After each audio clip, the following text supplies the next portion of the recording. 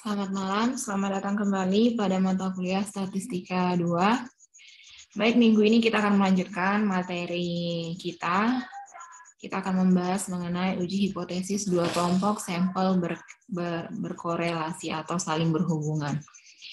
Minggu lalu kita sudah selesai mempelajari tentang uji hipotesis untuk satu sampel atau hanya satu kelompok sampel. Dan kita kemarin itu membahas salah satu uji yang dapat digunakan dalam menguji satu sampel, uji hipotesis satu sampel itu yaitu uji chi-square. Nah, minggu ini kita masuk ke dua kelompok.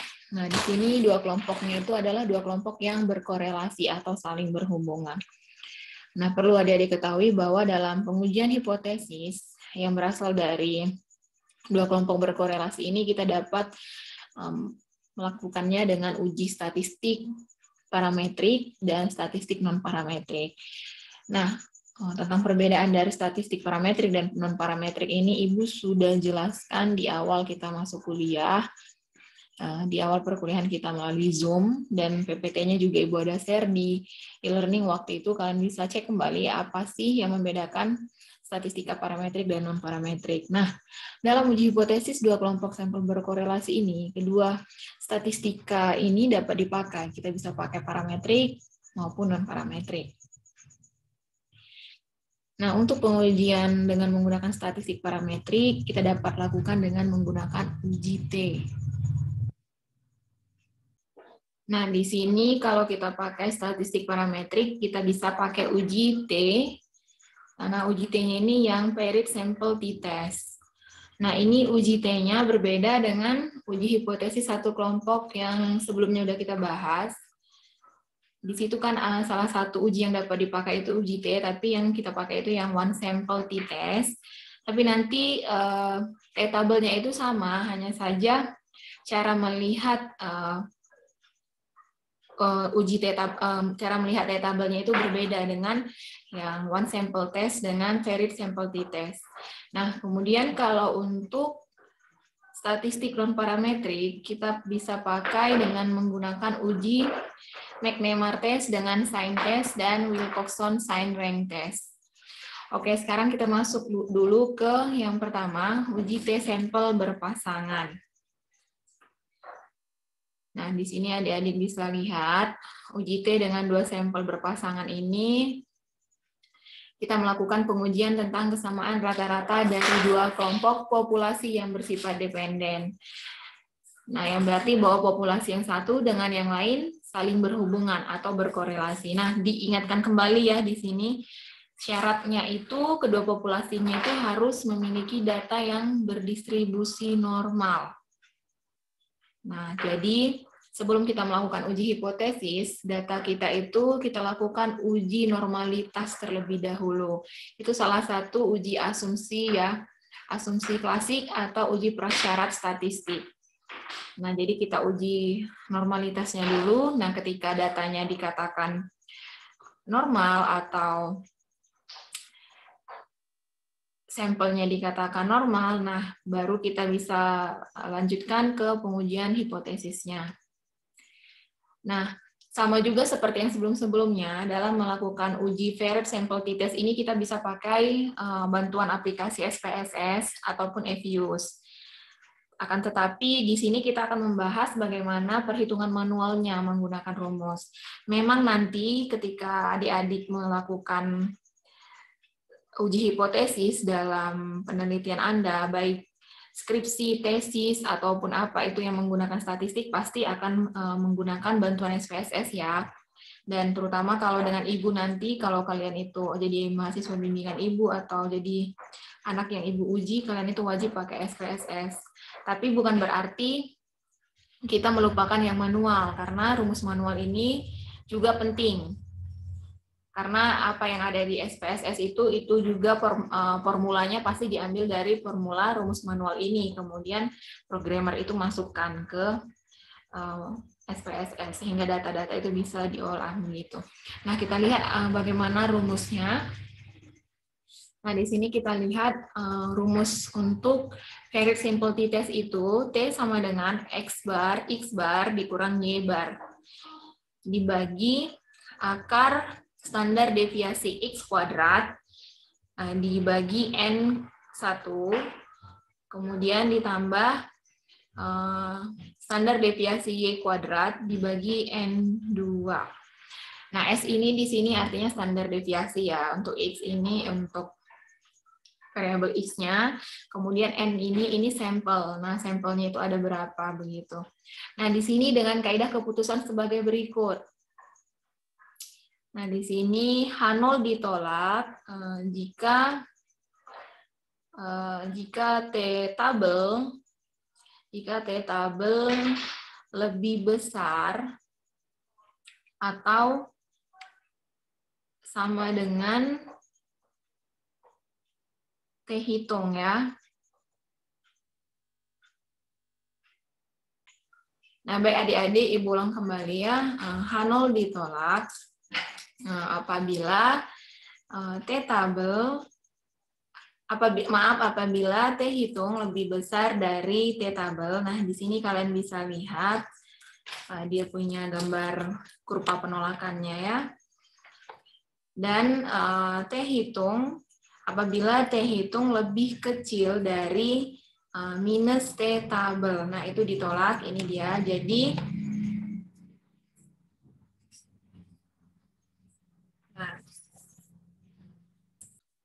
oke, maaf ya adik-adik ya, tadi Ibu ada sedikit ketinggalan, maaf. Nah, Ibu ralat kembali ya. H0 ditolak apabila T hitung lebih besar atau sama dengan T tabel. Nah, itu artinya H0-nya ditolak. Nah, kalian bisa lihat juga di gambar yang Ibu buat ini, garis-garis titik penolakannya. Nah, kemudian H0 ditolak juga apabila T hitung lebih kecil atau sama dengan T tabel ya, minus T tabel. Nah, jadi di sini kurvanya kita bisa lihat di area sinilah penolakan H0 itu. Nah, bagaimana kalau H0 diterima? H0 diterima itu kita lihat di sini. H0 diterima apabila T hitung berada di antara minus T tabel dan T tabel atau positif T tabel. Jadi H0 itu kita terima apabila dia itu berada di antara minus T tabel dan T tabelnya. Nah, ini bisa kita lihat ya titik-titiknya ya. Titik-titik dari area penerimaannya. Nah, ini bisa kalian lihat ya. Jadi bisa kita aplikasikan ke dalam kurva begini ataupun dengan kaidah keputusan yang seperti ini. Nah, jadi adik-adik, ini kalau ada T 1 kurang 1/2 alfa, ini maksudnya ini T tabel ya. Kemudian yang dia hanya T saja, ini dia T hitung. Jadi jangan bingung nanti. Oke, kita lanjutkan.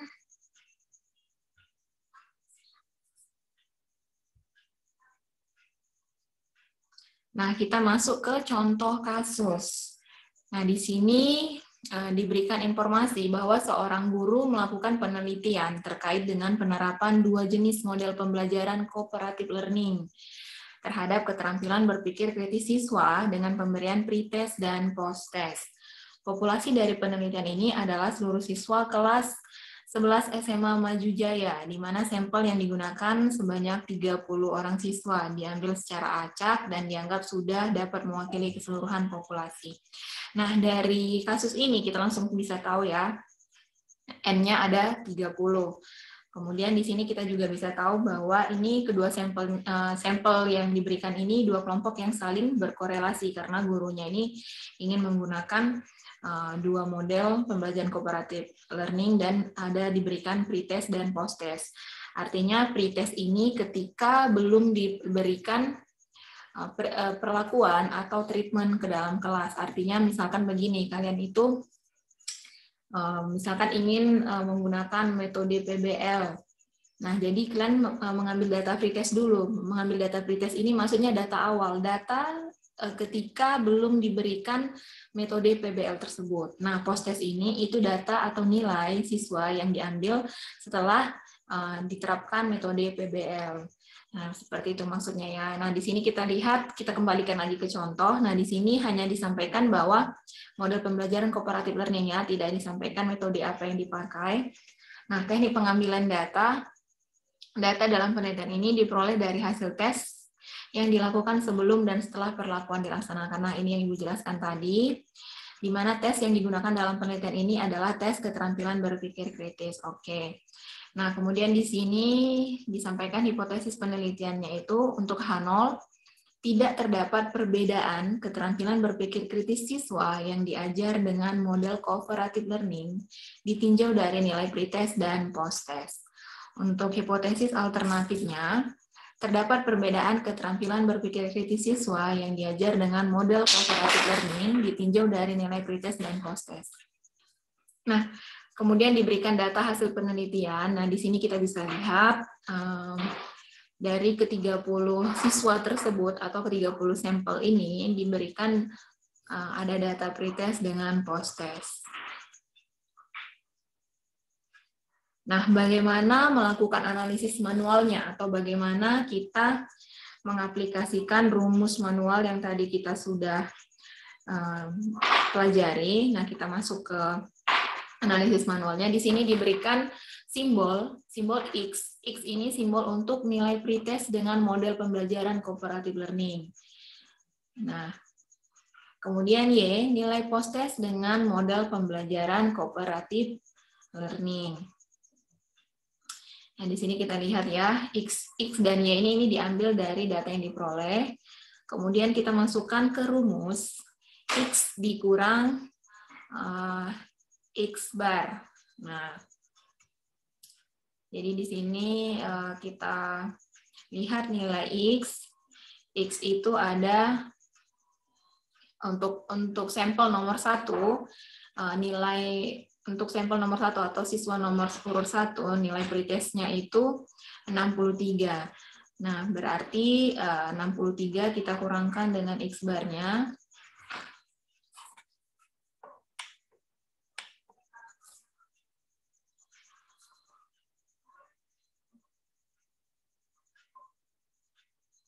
Nah, di sini X bar-nya itu kita lihat di bagian min ya. Nah, ini min atau rata-ratanya. Kita lihat di sini rata-ratanya 69,76. Nah, jadi nilainya itu 63 dikurang 69,76 itu hasilnya minus 6,7667. Nah, kemudian kita masuk ke kolom Y dikurang Y bar. Nah, di sini kita lihat Y-nya itu 78. Jadi 78 kita kurangin dengan min Y yang 79,1667. Nah, itu hasilnya minus 1,1667. Nah, kemudian kita masuk ke kolom perhitungan selanjutnya, yaitu X dikurang X bar, kita kuadratkan. Nah, tadi kan kita sudah peroleh ya,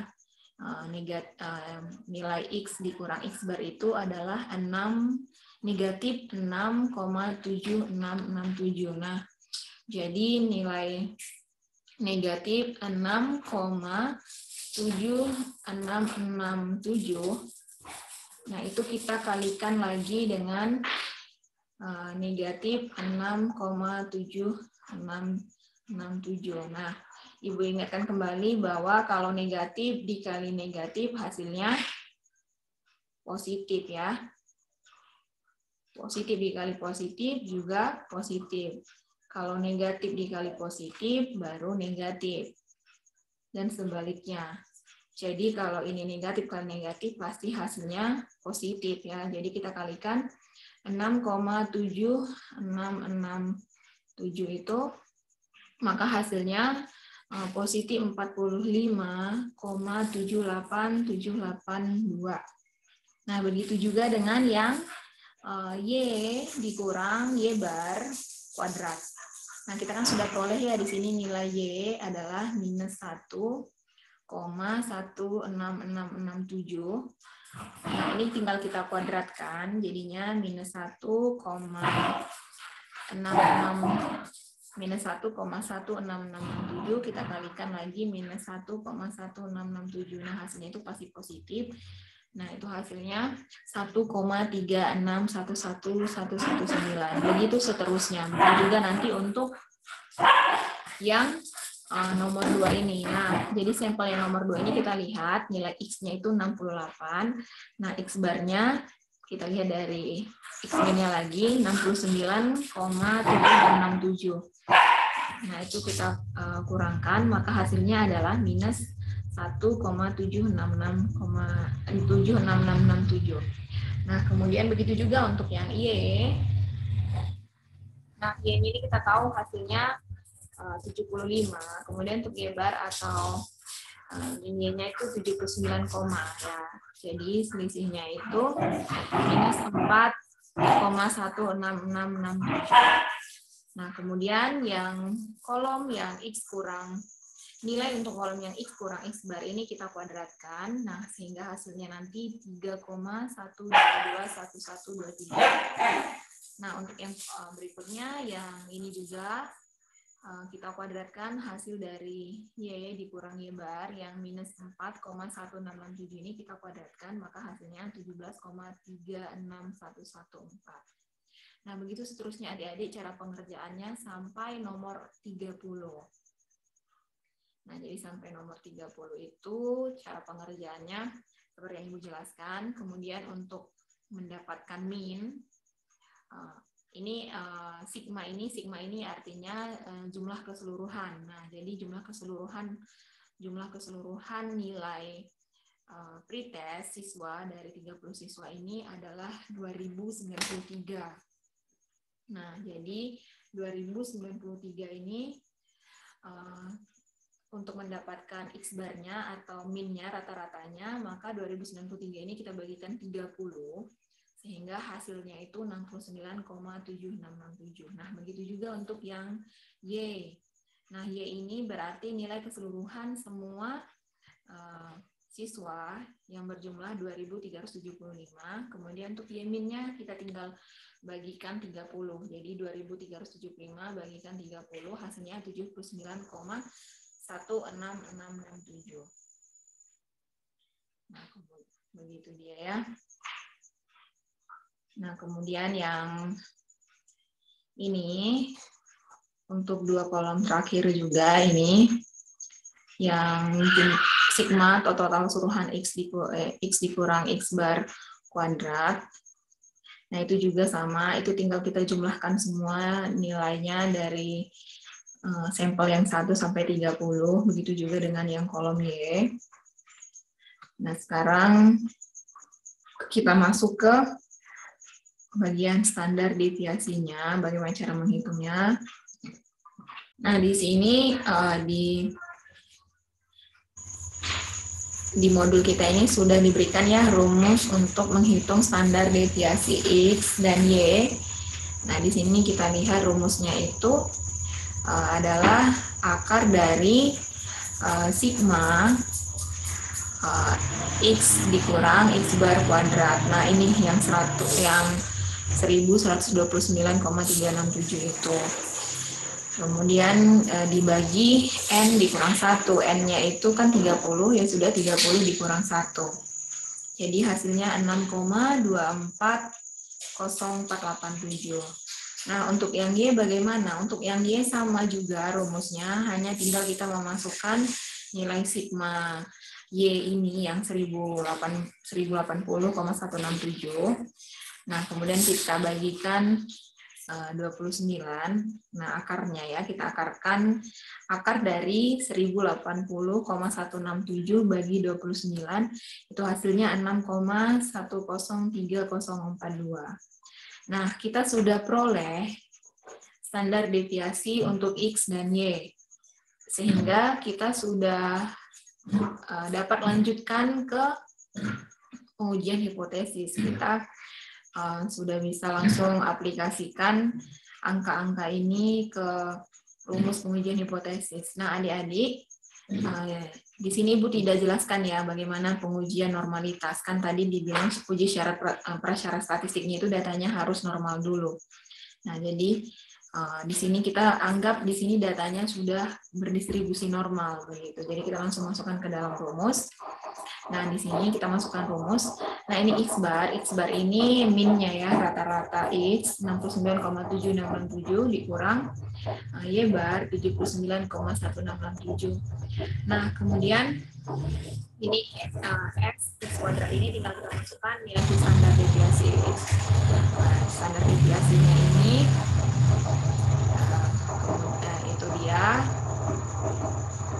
kita masukkan 6,24007, itu kita bagikan 6,240487 itu kita bagikan 30, kemudian kita tambahkan dengan yang SY-nya.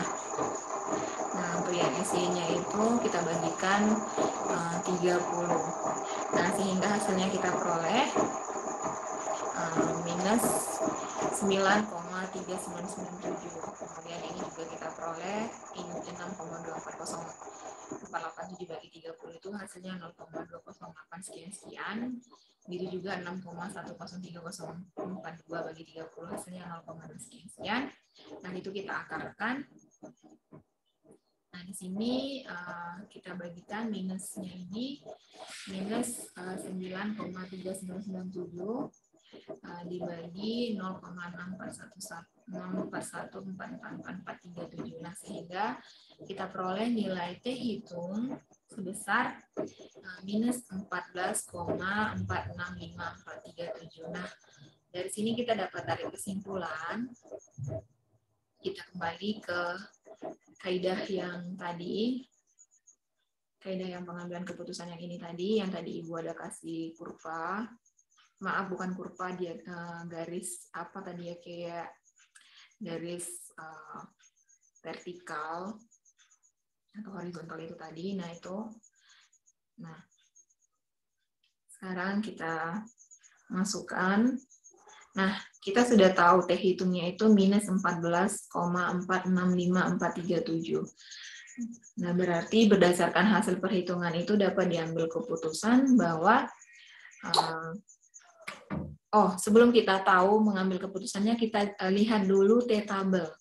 Nah, Ibu sudah pernah ya share di e-learning, kalau tidak salah itu di pertemuan 8 di bagian UTS, Ibu sudah ada share T-tabel. Nah, nanti kalian bisa cek, kalian bisa download, kalian cek lagi bagaimana T-tabelnya. Nah, sebentar Ibu mau buka dulu T-tabelnya. Oke, baik ya.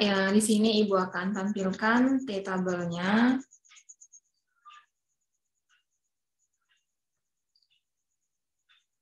Sebentar.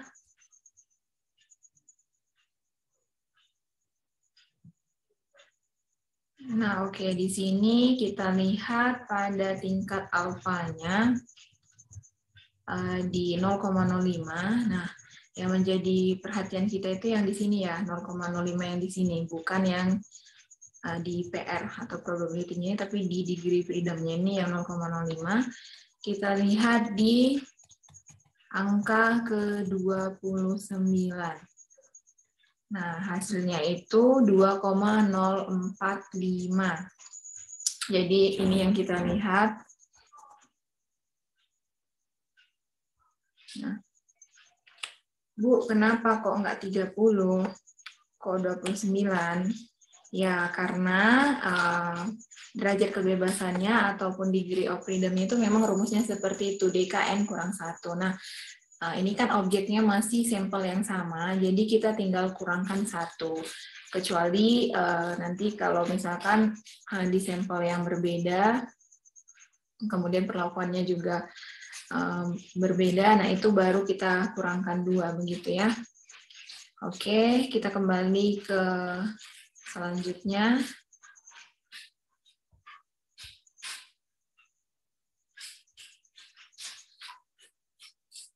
Nah, baik. Nah, dari sini kan bisa kita lihat ya, dari hasil perhitungan diperoleh nilai. Nah, berarti T hitung ini lebih besar dari T tabel. Nah, kalau T hitung lebih besar dari T tabel, artinya H0 kita tolak. Nah, kalau H0 kita tolak berarti ada perbedaan. Berarti ada perbedaan kemampuan berpikir kritis siswa. Nah, artinya terdapat perbedaan kemampuan berpikir kritis siswa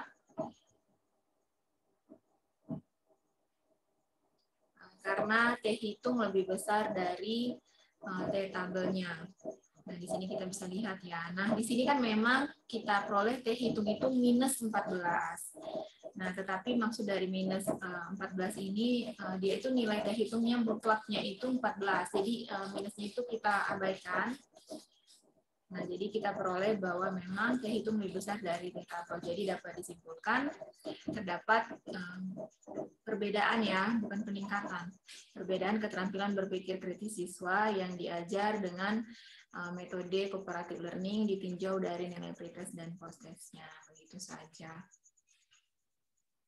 Oke, untuk tes yang selanjutnya yang McNemar test, kemudian yang Saintes, kemudian Wilcoxon ya kalau nggak salah yang selanjutnya. Nah, itu minggu depan kita bahas satu persatu lagi. Ibu tidak usah kasih konten yang berat-berat ke kalian, nanti banyak-banyak pun Ibu kasih, kalian nggak paham, jadi mending sikit-sikit aja, tapi paham ya. Nah, oke, baik adik-adik, sampai di sini pembahasan kita. Sampai bertemu minggu depan, selamat malam.